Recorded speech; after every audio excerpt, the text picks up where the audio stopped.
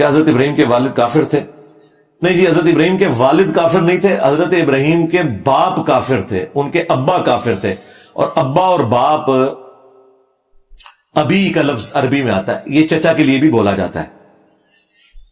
حضرت اسماعیل علیہ السلام کو بھی باپ میں شمار کیا ہے بنو اسرائیل نے، قرآن میں رپورٹ ہوا. نبی علیہ السلام کی حدیث ہے مسلم میں کہ چچا باپ کی مثل ہے. حضرت عباس کو حضور نے کہا یہ میرا باپ ہے. تو یہ انٹرچینجبل الفاظ ہیں. چونکہ قرآن میں سورہ توبہ میں واضح آ گیا کہ کسی نبی اور مومن کے لیے شایع نہیں ہے کہ وہ اپنے کافر رشتہ داروں کے لیے دعائے مغفرت کرے جبکہ اسے پتہ چل جائے کہ وہ کفر کی حالت میں مرے ہیں. اور ساتھ ہی اللہ نے کہا کہ ابراہیم نے جو دعا کی تھی نا اپنے باپ کے حق میں، تو وہ اس وجہ سے تھی کہ ابراہیم کو پتہ نہیں تھا.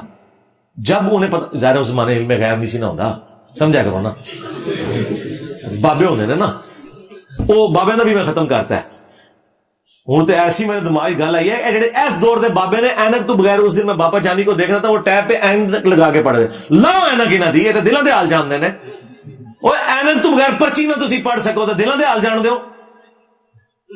کڈ لو اپنے مرے ہوئے زندہ، اور مجھے کوئی میکینیکل انجینئرنگ کا فارمولا دیکھ کے پڑھ کے بتا دے، میں لکھ کے دیتا ہوں. سمجھانا تو چھڑ دو، صرف دس دے کے لکھیا گیا ہے، سمجھانا تو میں کہہ ہی نہیں. تو حضرت ابراہیم علیہ السلام کو نہیں پتا تھا. اللہ نے کہا جب انہیں پتا چلا تو پھر وہ اس سے پیچھے ہٹ کے انہوں نے برات کا اعلان کر دیا. اب قرآن میں واضح ہے کہ انہوں نے برات کا اعلان کیا ہے، لیکن سورہ ابراہیم میں آتا ہے کہ حضرت ابراہیم علیہ السلام نے کیا دعا کی تھی کہ اے اللہ تمام تعریفیں تیرے لیے ہیں جس نے مجھے بڑھاپے میں اولاد دی، اسماعیل اور اسحاق. ٹھیک ہے، اور آلموسٹ اس وقت 90 پلس ان کی ایج ہو چکی ہوئی تھی.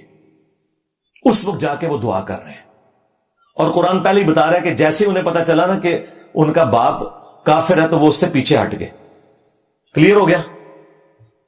لیکن بڑھاپے میں جا کے اب دوبارہ تو ان کو اپنے باپ کے لیے دعا نہیں نہ کرنی چاہیے. اگر باپ سے مراد والد ہو تو ساتھ ہی دعا آئی ہے، رب اجعلنی مقیم الصلاۃ ومن ذریتی ربنا وتقبل دعاء ربنا اغفر لی ولوالدی وللمؤمنین یوم یقوم الحساب.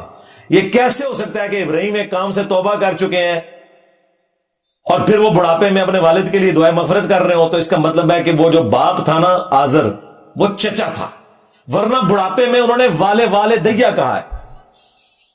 تو اس کا مطلب ہے حضرت ابراہیم کے والد کافر نہیں تھے. اور یہ میرا کوئی اکیلے کا عقیدہ نہیں ہے، امام حاکم نے ایسی روایتیں لی ہیں، امام طبری نے بھی لی ہوئی ہیں کہ ان کے والد جو تھے وہ تارخ تھے، آزر ان کے چچا تھے، اور چچا باپ کی جگہ ہوتا ہے. اور یہی وہ تعویل ہے جو میں نے اس حدیث کی بھی کی ہے مسلم میں، کہ جو ایک شخص آیا تھا، اس نے کہا میرا باپ کدھر ہے؟ تو نبی علیہ السلام نے فرمایا کہ تیرا باپ جہنم میں، آگ میں ہے. وہ روتا ہوا وہاں سے اٹھا، تو جب وہ جانے لگا آپ نے اسے واپس بلایا، آپ نے فرمایا تیرا باپ اور میرا باپ دونوں جہنم میں. وہ جو اکثر بابی پیش کرتے ہیں کہ حضور نے تو اپنے والد کو کافر کہا، سرکار والد نہیں باپ. اور وہ آپ نے کنایا کیا ہوگا ابو لہب کی طرف، کیونکہ ابو لہب بھی تو آپ کا چچا تھا، کفر کی حالت میں مر گیا. تو آپ نے اس کی تسلی کی بات کی، والد کی بات نہیں کی ہے. اور عقل کے اندھوں سے پوچھو کہ جو والد اپنے پیغمبر بیٹے کی پیدائش سے پہلے ہی فوت ہو چکا ہے، اس کے اوپر شریعت کہاں سے تم نے لگا دی ہے؟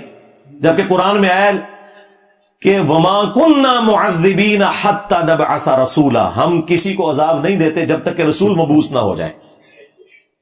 اور قرآن میں آیا لِتُنذِرَ قَوْمًا مَّا أُنذِرَ آبَاؤُهُمْ فَهُمْ غَافِلُونَ، اے نبی ہم نے آپ کو وہاں پیغمبر بنا کے بھیجا ہے جن کے آباء و اجداد کے پاس کوئی پیغمبر نہیں آیا تھا.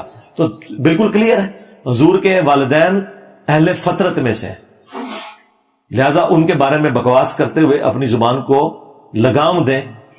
ہم حدیثوں کی تعویل کرتے ہیں کیونکہ ہمیں کوئی روایت مجبور نہیں کرتی کہ ہم قرآن اور سنت کے خلاف کوئی عقیدہ رکھ لیں، جبکہ دوسری طرف تعویل ممکن ہو.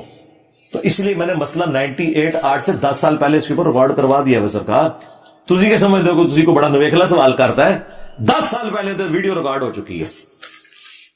سناؤ.